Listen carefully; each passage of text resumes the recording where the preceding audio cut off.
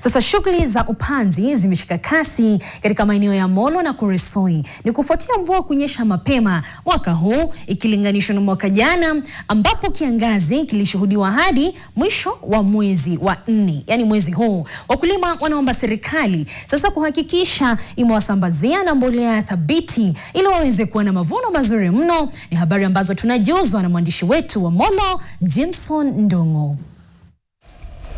Shughuli za upanzi zimeshika kasi katika maeneo ya Molo na Kuresoi kufuatia kunyesha kwa mapema mwaka huu. Tumeanza kujitayarisha, tumetayarisha shamba na mbegu niko naye yangu yenye ilikuwa ya mwaka jana, lakini nitapanda tu na mvua. Nimefurahia na ninashukuru Mungu kwa ajili sikuwa nangoja itanyesha haraka hivi, lakini kama Mungu ameona ni vyema tupe mvua wakati huu, sisi ni kushukuru na kuingia kwa shamba. Wakulima sisi tunakuwa tayari kila dakika, lakini wakati mwingine tu ni fertilizer ikikosa, lakini nafikiria kuna fertilizer wakati huu. Mwaka jana tulikuwa na fertilizer mbaya, so chakula haikuwa nzuri, tulipata hasara sana kwa ajili fertilizer ilikuwa mbaya, tujui ilitoka wapi, lakini tunaamini ya kwamba ya mwaka huu ni nzuri, na ninaamini ya kwamba tutakuwa na mazao mazuri.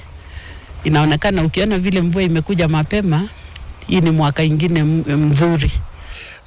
Wakati huu tumeanza kutengeneza shamba tukitarajia hata tumeanza kupanda, kwa sababu labda vile kulingana vile wanasema huwa naweza kuja kubwa ikute kama tumeshapanda viazi. Tumejaribu kujikaza ndio tuwe na viazi za kutosha, kwa sababu kawaida inaonekana wakulima wamekuwa wengi sana ambao wanatafuta mbegu ambazo ziko qualified, certified.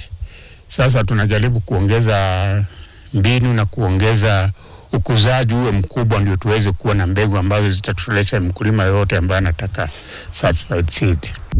Na ile kitu sasa nataka hata niambie serikali saa hii kwa ile fertilizer ametuletea ni fertilizer mzuri, kwa sababu tunaona itatoa rutuba nzuri sana.